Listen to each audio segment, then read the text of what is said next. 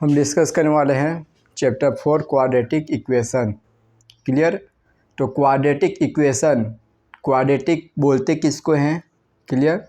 तो क्वाड्रेटिक हम डिग्री के बेस में पॉलिनोमियल को जब पढ़े थे, डिग्री के बेस में पॉलिनोमियल पढ़े थे, तो उसमें हम लीनियर, क्वाड्रेटिक और क्यूबिक पढ़े थे, राइट। तो उनमें ही क्या आता है? क्वाड्रेटिक आता है। लिख के ज़्यादा बेटर समझ में आएगा।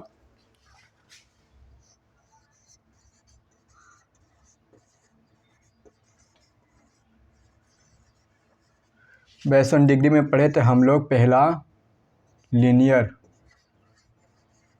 Polynomial, right. फिर सेकेंड में पढ़े थे क्वाड्रेटिक पॉलिनोमियल और थर्ड में पढ़े थे क्यूबिक पॉलिनोमियल, जिसमें से हमको ये सेकेंड वाला क्वाड्रेटिक पॉलिनोमियल को पढ़ना है चैप्टर 4 में। क्लियर। ये तीन टाइप के होते हैं क्वाड्रेटिक पॉलिनोमियल, राइट। अब देखिए ये तीनों में तीन तरह की चीज़ें हो सकते हैं। लीनियर पॉलिनोमियल या लीनियर इक्वेशन हो सकता है, यहाँ क्वाड्रेटिक इक्वेशन भी हो सकता है, यहाँ क्यूबिक इक्वेशन भी हो सकता है। तो अब इक्वेशन कैसे होता है? हम तो ये अभी क्या पढ़ रहे हैं? पॉलिनोमियल के बारे में ना, कि तीन तरह के पॉलिनोमियल होते हैं। इक्वेशन में कैसे चेंज हो जाते हैं? पॉलिनोमियल इक्वेशन में कैसे चेंज होता है?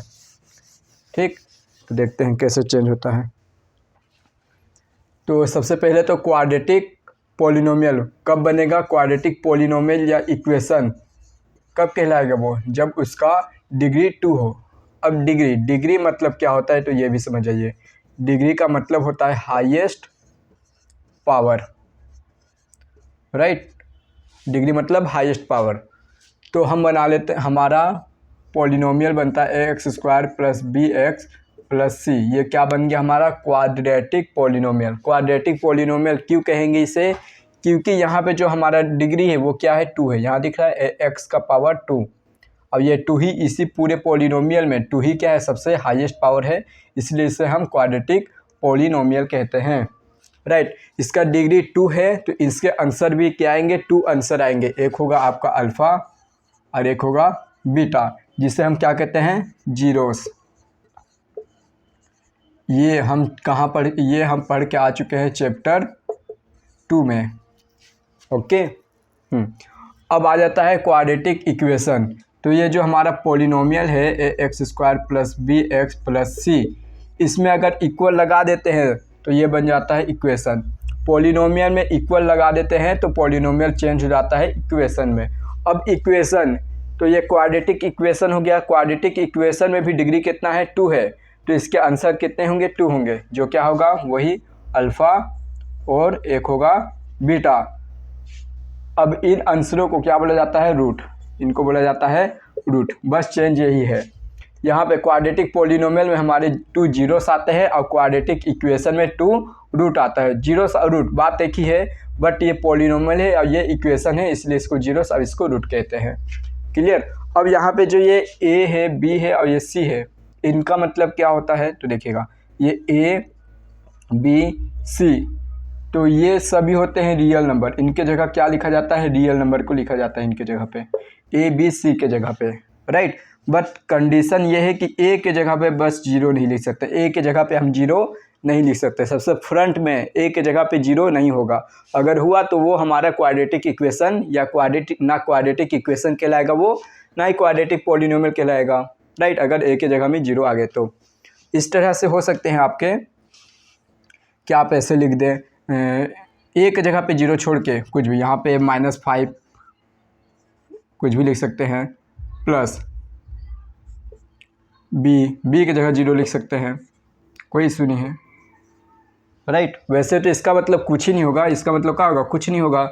0 का x से मल्टीप्लाई करेंगे, 0 ख़त्म हो जाएगा। ये 0 है मतलब कुछ ही नहीं, मतलब यहाँ पे आपका -5x² + 5 ही कहेंगे। तो आप फर्स्ट में छोड़ के कहीं भी 0 ले सकते हैं, तो ये भी हमारा क्वाड्रेटिक इक्वेशन कहलाएगा। या ऐसे लिखा हो +4, तो भी इसको हम क्वाड्रेटिक इक्वल 0 तो क्वाड्रेटिक इक्वेशन बोलेंगे। या ऐसा लिखा हो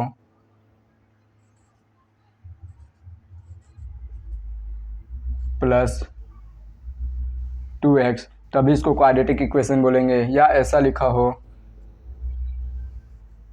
तो भी इसको हम इक्वल जीरो होगा तभी ना, तो भी इसको हम क्या बोलेंगे, इन सभी को हम क्वाड्रेटिक इक्वेशन बोलेंगे, राइट। क्यों? क्योंकि यहाँ पे एक जगह जीरो नहीं आ रहा है, एक जगह कोई भी नंबर आ रहे हैं, एक जगह बस जीरो नहीं आने चाहिए, ये कंडीशन होते हैं आपके। तो यहाँ तक क्लियर हो गया आप लोगों को कि क्वाड्रेटिक ये क्या पार्ट था, ये पार्ट था सिर्फ क्वाड्रेटिक इक्वेशन किसे कहते हैं हम, राइट। और दूसरा चीज़, एक चीज़ और कंडीशन क्या याद रखें हैं आपको, जो x का पावर, राइट, जो पावर होता है पावर ऑफ वेरिएबल लिखते हैं, ज़्यादा बेटर रहेगा ना, वेरिएबल। तो वेरिएबल में यहाँ क्या है, x है, तो पावर ऑफ वेरिएबल क्या होना चाहिए, होल नंबर होना चाहिए, होल नंबर। ये भी आपका एक कंडीशन होता है कि पावर ऑफ वेरिएबल क्या होने चाहिए, होल नंबर होना चाहिए। होल नंबर किसको बोलते हैं, मतलब 0 1 2 3 ऐसे इनफाइनाइट टाइप के नंबर, इनफाइनाइट नंबर को हम लोग क्या बोलते हैं, होल नंबर बोलते हैं, 0 से लेके, राइट। तो ये सारे कंडीशन होते हैं क्वाड्रेटिक इक्वेशन के।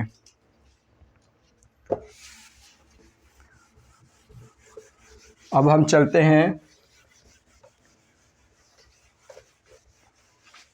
कि क्वाड्रेटिक इक्वेशन का डिस्क्रिमिनेंट कैसे निकालते हैं। क्वाड्रेटिक इक्वेशन का डिस्क्रिमिनेंट निकालना सीखेंगे।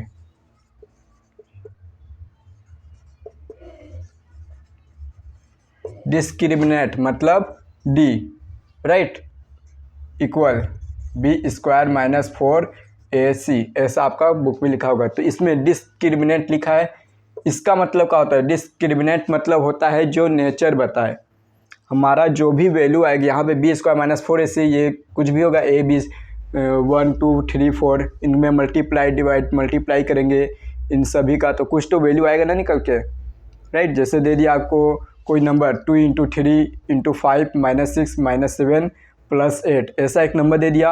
अब उनको आप जब सोल्व करोगे तो लास्ट में आपका क्या आएगा, एक आंसर आएगा। तो यहाँ पर भी हम इनको सोल्व करेंगे तो हमारा एक आंसर आएगा जो 0 भी हो सकता है, नेगेटिव भी हो सकता है, पॉजिटिव भी हो सकता है। तो ये डिस्क्रिमिनेट डी हमारा क्या बताता है, नेचर बताता है कि क्या नेचर इसके बनने वाले हैं, राइट, डी। तो इसको हम नेचर कैसे, नेचर कितने टाइप के होते हैं, नेचर को देखते हैं कितने कितने तरह के नेचर आपके बन सकते हैं, राइट। अगर पहला में ये डी का वैल्यू 0 से मान लीजिए कि छोटा आ गया, 0 से छोटा, ये डी का वैल्यू यहाँ पे आगे 0 से छोटा नंबर, 0 से छोटा नंबर क्या होंगे, नेगेटिव होंगे,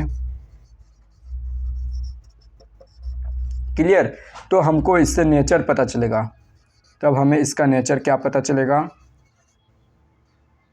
तो इससे हमें इसका नेचर पता चलेगा कि ये हमारे कहलाएंगे नो रियल रूट।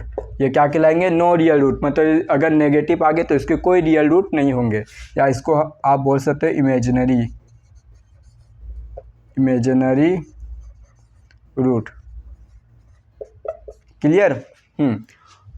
अगर 0 आया तो, और ना, और इसका कोई सॉल्यूशन भी होता है, इसका कोई मेथड भी नहीं होता है सॉल्व करने का। अगर इतना आ गया तो आपको बस वही छोड़ देना है, डी का वैल्यू अगर माइनस में आ गया, नेगेटिव, तो आपको आगे कुछ नहीं बनाना, बस लिख देना है नो रियल रूट, राइट। अब सेकेंड केस ये हो सकता है आपका कि डी का वैल्यू 0 आ जाए, डी इक्वल क्या आ जाए, 0 आ जाए। अगर डी इक्वल 0 आ गया तो हम इसे कहेंगे रियल एंड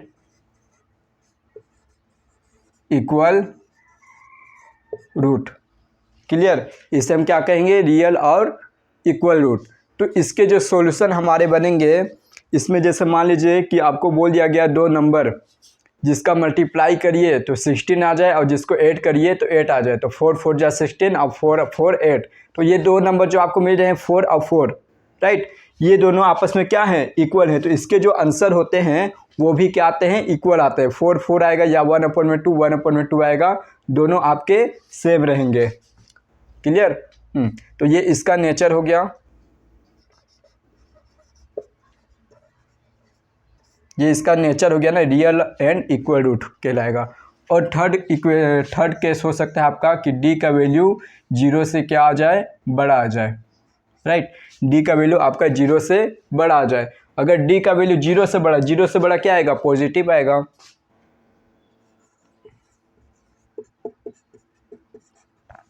जीरो से बड़ा पॉजिटिव आएंगे, और पॉजिटिव में नंबर आएंगे तो वो नेचर क्या बताएगा, डी का वैल्यू अगर डिस्क्रिमिनेंट पॉजिटिव आता है तो वो नेचर हमको बताता है कि वो हमारा रियल एंड डिस्टिंक्ट है। रियल एंड डिस्टिंक्ट मतलब होता है अलग अलग, डिफरेंस।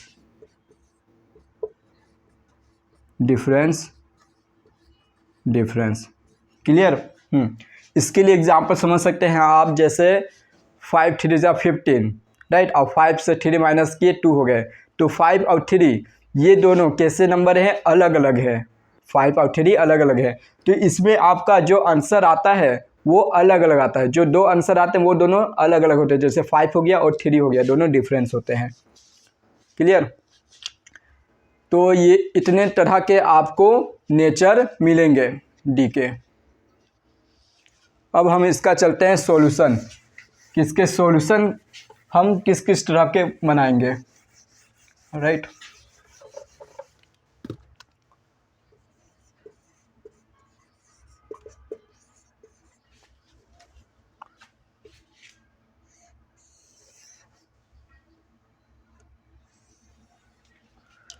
तो पहला, अगर डी का वैल्यू जीरो से छोटा आ जाता है, जीरो से छोटा क्या होगा, नेगेटिव आ जाता है, तो इसका कोई भी मेथड नहीं होगा, इसका नो मेथड।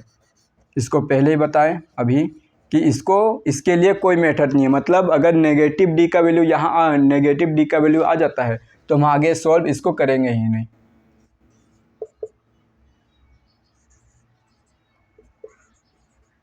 राइट। अगर आ जाता है डी का वैल्यू नेगेटिव तो हम इसको आगे सॉल्व ही नहीं करेंगे।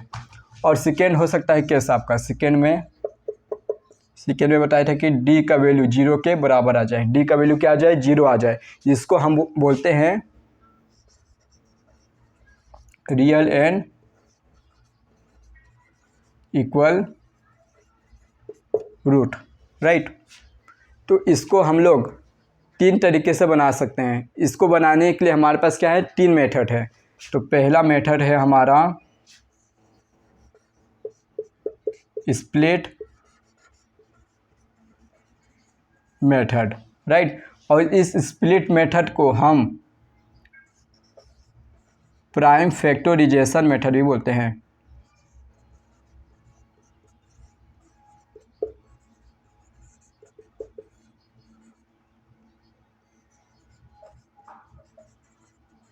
क्लियर। तो स्प्लिट मेथड से बना सकते हैं। स्प्लिट मेथड में क्या करते हैं, वही बीच वाला नंबर को तोड़ते हैं, जिससे दो नंबर अपने को मिलेगा, जिनका मल्टीप्लाई करने से वही बन जाए, जोड़ घटा के बीच वाला नंबर आ जाए, राइट। Split method. और दूसरा तरीका है हमारे पास श्रीधराचार्य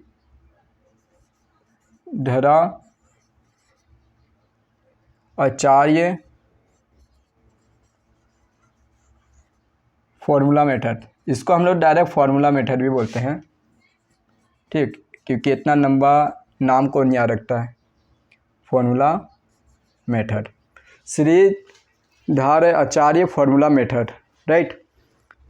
तो इसको हम लोग डायरेक्ट फॉर्मूला मेथड से भी हम बना सकते हैं। और तीसरा एक मेथड होता है आपका परफेक्ट स्क्वायर मेथड। तो आपके जो इस सिलेबस से हटा दीजिए, परफेक्ट स्क्वायर मेथड आपको नहीं पढ़ना है। 3 मेथड होते हैं बनाने के, स्प्लिट मेथड, फॉर्मूला मेथड, और एक होता है आपका परफेक्ट स्क्वायर मेथड, जो आपको तीसरा वाला नहीं बनाना है क्योंकि आपके सिलेबस से वो कट हो चुका है। तो आपको इन 2 मेथड से बनाना है। तो रियल और इक्वल रूट आया तो हम इन 2 मेथड लगा के उसको बनाएंगे, आगे सोल्व करेंगे। और थर्ड नंबर में हो सकता है हमारा डी का वैल्यू क्या हो जाए, 0 से बड़ा आ जाए, मतलब पॉजिटिव, ठीक ना। पॉजिटिव, जिसको क्या बोलते हैं, रियल एंड, चलिए लिख देते हैं,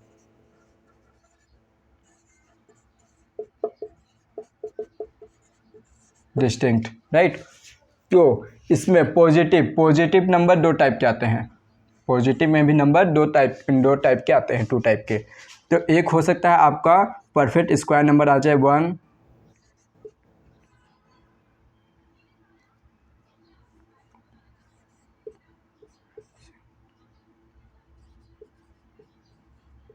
इसी तरह के बहुत सारे 7 या 49। तो जितने भी परफेक्ट स्क्वायर नंबर होते हैं, राइट, उनको इस तरह के नंबर को, परफेक्ट स्क्वायर नंबर को हम इन दोनों मेथड का यूज़ करके बना सकते हैं, फर्स्ट वाला भी और सेकेंड वाला भी, इन दोनों मेथड का यूज़ करके हम इसको बना सकते हैं, राइट। और अब परफेक्ट स्क्वायर नंबर को छोड़ के जो भी नंबर बचते हैं हमारे, जैसे 2, 3, 5, 6, 7, 8, 9, 10, 11, इस तरह के नंबर जो आते हैं उसे हम सिर्फ सेकेंड वाला मेथड से बना सकते हैं, इस वाले मेथड से बना सकते हैं, फॉर्मूला मेथड से, राइट। हाँ, अब फॉर्मूला मेथड आपका क्या होता है? फॉर्मूला मेथड ये होता है आपका x equal minus b, right, root के प्लस माइनस, चलिए यहाँ पे लिख देते हैं, यहीं पे बता देते हैं, इसको बता रहे हैं ना, x equal minus b plus minus root के अंदर d अपॉन में 2a, राइट। ये होता है हमारा formula method, x square minus b plus minus d upon में 2a। तो इस मेथड से हम इन तरह के नंबर को, जो परफेक्ट स्क्वायर को छोड़ के नंबर जो बचते हैं, उनको हम इस मेथड से बना सकते हैं, सिर्फ सेकेंड वाला से, राइट। और परफेक्ट स्क्वायर नंबर को हम ये दोनों मेथड उसमें यूज़ कर सकते हैं। क्लियर? तो अब सेकेंड वीडियो में हम एग्जाम्पल के क्वेश्चन बनाएंगे।